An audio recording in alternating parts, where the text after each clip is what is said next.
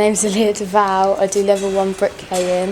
I think this is a really good place to study because it has a course that I wanted to do, which is bricklaying, and it also I can do my GCSEs for Maths and English here. I'm one of only 2 girls in my course, and I found it a bit awkward when I first started, but I get along with all the boys now, and they're really nice people.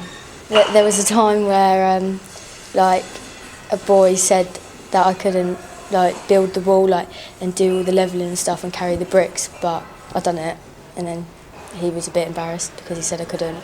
But I really wanted to do this course because not many girls do it, so I wanted to show them that they can do it. And I feel like the course is quite hard because it is male dominated, but I can get along with it easily.